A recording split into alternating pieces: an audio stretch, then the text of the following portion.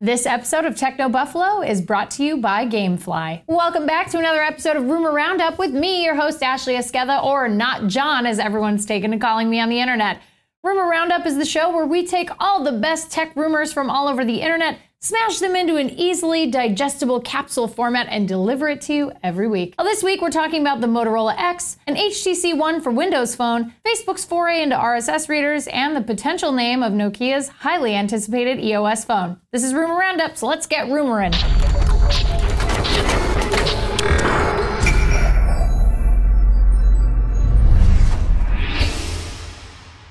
Facebook is reportedly looking to fill the gaping RSS hole Google Reader will leave when it shuts down on July 1st. How? Well, word on the street is Facebook's developing a mobile RSS reader that's reminiscent of Flipboard.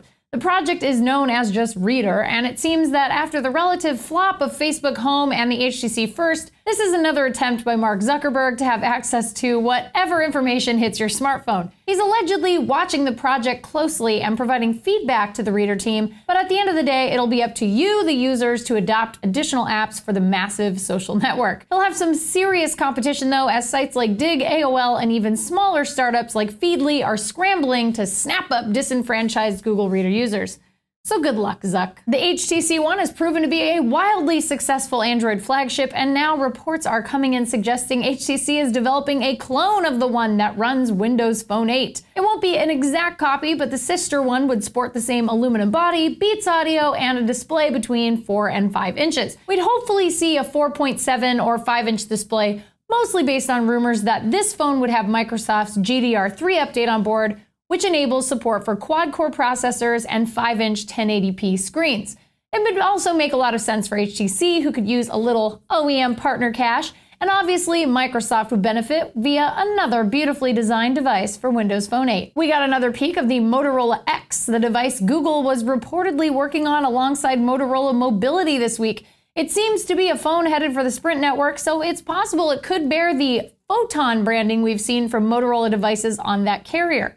It's not confirmed to be the Moto X in pictures, but the source involved believes it is the Moto X and goes on to say the phone has an approximately 4.5-inch screen, Android 4.2.2 Jelly Bean, 16 gigs of storage, a 1.7 gigahertz Snapdragon processor, and 2 gigs of RAM on board. Those aren't exactly mind-blowing specs, but it'll be interesting to see how Google balances owning an active Android OEM with appeasing third-party companies like Samsung and HTC.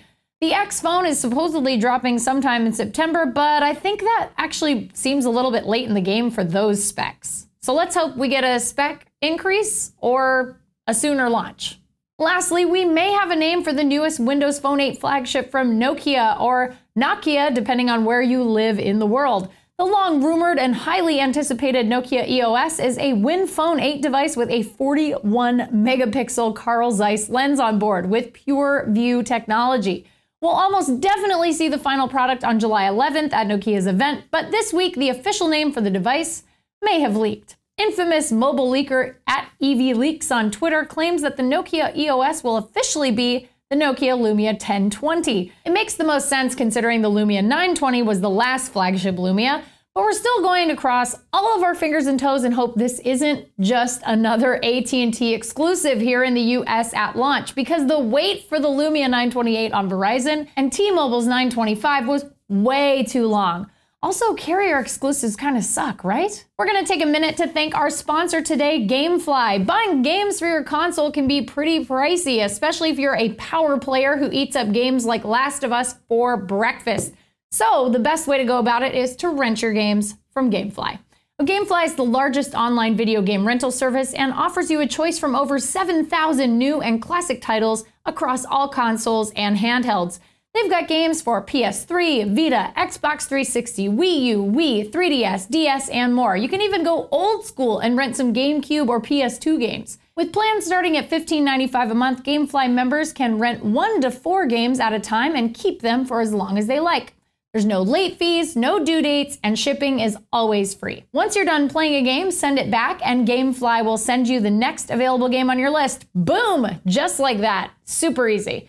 If you really like the game you're playing, simply click Keep It on the Gamefly website and the game is yours at a discounted price. Gamefly even mails you the case and manuals free of charge. Techno Buffalo fans, you guys out there get a 15-day free trial when you go to www.gamefly.com/technobuffalo. Make sure you use that link so they know we sent you. One more thing before we go, I want to tell you guys about Driven, our car-centric show over on TechFeed. John Redinger, the actual John Redinger, not John, which is my name here on Techno Buffalo's channel. So you definitely want to check it out. Just click right here. Click there and you'll be able to see the episode. Thank you so much for watching another episode of Rumor Roundup. We hope you enjoyed it. Leave them comments down below and we'll be back next week with a whole new group of rumors to discuss. Give us a thumbs up if you like the show. We always appreciate that. And be sure to visit technobuffalo.com for all the latest and greatest tech news. See you next time.